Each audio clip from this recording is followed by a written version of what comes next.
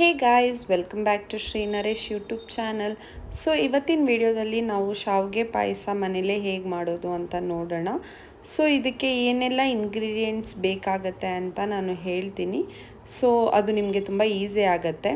So ನಾನು ಇಲ್ಲಿ 1 litre ಮಿಲ್ಕ್ನ ತೊಗೊಂಡಿದ್ದೀನಿ, ಹಾಗೆ 1 ಕಪ್ ಆಫ್ ಶುಗರ್ನ ತೊಗೊಂಡಿದ್ದೀನಿ, 1 ಕಪ್ ಕಂಡೆನ್ಸ್ಡ್ ಮಿಲ್ಕ್, ಹಾಗೆ 1 ಕಪ್ ಶಾವಿಗೆ.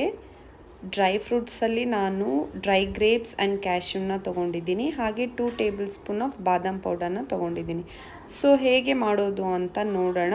ಸೊ ಸ್ಟವ್ ಮೇಲೆ ನಾನು ಒಂದು ಪಾತ್ರೆನ ಇಟ್ಕೊಂಡು ಅದಕ್ಕೆ 1 ಲೀಟರ್ ಮಿಲ್ಕ್ನ ಆ್ಯಡ್ ಮಾಡಿ ಬಾಯ್ಲ್ ಆಗಕ್ಕೆ ಬಿಟ್ಟಿದ್ದೀನಿ.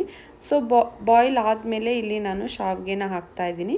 ಲೋ ಫ್ಲೇಮಲ್ಲಿ 5 to 10 ಮಿನಿಟ್ಸ್ ಕುಕ್ ಮಾಡಿ.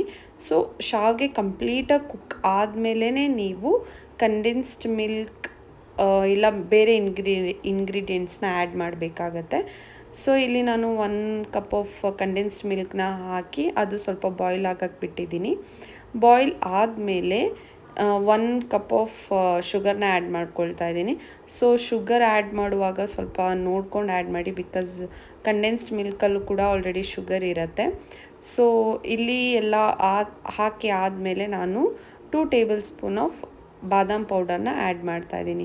ಸೊ ಬಾದಾಮ್ ಪೌಡರ್ ಆ್ಯಡ್ ಮಾಡೋದ್ರಿಂದ ಶಾವಿಗೆ ಪಾಯಸ ಟೇಸ್ಟ್ ತುಂಬ ಚೆನ್ನಾಗಿ ಬರುತ್ತೆ. ಸೊ ಒಂದ್ಸಲ ನೀವು ಟ್ರೈ ಮಾಡಿ ಮನೇಲಿ. ಸೊ ಮಾಡಿದ್ರೆ ನಿಮಗೆ ಗೊತ್ತಾಗುತ್ತೆ. ಹಾಗೆ ಇಲ್ಲಿ ನಾನು ಗೀ ತೊಗೊಂಡಿದ್ದೀನಿ ಒಂದು ಪ್ಯಾನಲ್ಲಿ, ಅದಕ್ಕೆ ಡ್ರೈ ಫ್ರೂಟ್ಸ್ನ ಆ್ಯಡ್ ಮಾಡಿಕೊಂಡು ರೋಸ್ಟ್ ಮಾಡ್ಕೊಳ್ತಾ ಇದ್ದೀನಿ. ಸೊ ಕಂಪ್ಲೀಟಾಗಿ ರೋಸ್ಟ್ ಆದಮೇಲೆ ನಾನು ಡ್ರೈ ಫ್ರೂಟ್ಸ್ನೆಲ್ಲ ಖೀರಲ್ಲಿ ಆ್ಯಡ್ ಮಾಡ್ತೀನಿ. ಸೊ ಈ ಕನ್ಸಿಸ್ಟೆನ್ಸಿ ಬಂದಿದೆ. ಈ ಕನ್ಸಿಸ್ಟೆನ್ಸಿ ಟೈಮಲ್ಲಿ ನೀವು ಇದನ್ನು ಡ್ರೈ ಫ್ರೂಟ್ಸ್ನೆಲ್ಲ ಆ್ಯಡ್ ಮಾಡಿಬಿಟ್ಟು ಸ್ಟವ್ನ ಆಫ್ ಮಾಡಿಕೊಂಡು ಸರ್ವ್ ಮಾಡ್ಕೊಳ್ಳಿ. ಸೊ ಯಾರೆಲ್ಲ ಈ ರೆಸಿಪಿನ ನೋಡ್ತಾ ಇದ್ದೀರಾ, ಇನ್ನೂ ಯಾರೆಲ್ಲ ನನ್ನ ಚಾನಲ್ನ ಸಬ್ಸ್ಕ್ರೈಬ್ ಮಾಡ್ಕೊಂಡಿಲ್ಲ, ಸೊ ಪ್ಲೀಸ್ ಎಲ್ಲರೂ ಸಬ್ಸ್ಕ್ರೈಬ್ ಮಾಡ್ಕೊಳ್ಳಿ. ಈ ವಿಡಿಯೋ ನಿಮಗೆ ಇಷ್ಟ ಆಗಿದ್ದರೆ ಒಂದು ಲೈಕ್ ಕೊಡಿ, ಹಾಗೆ ನಿಮ್ಮ ಫ್ಯಾಮಿಲಿ ಆ್ಯಂಡ್ ಫ್ರೆಂಡ್ಸ್ ಜೊತೆ ಶೇರ್ ಮಾಡಿ.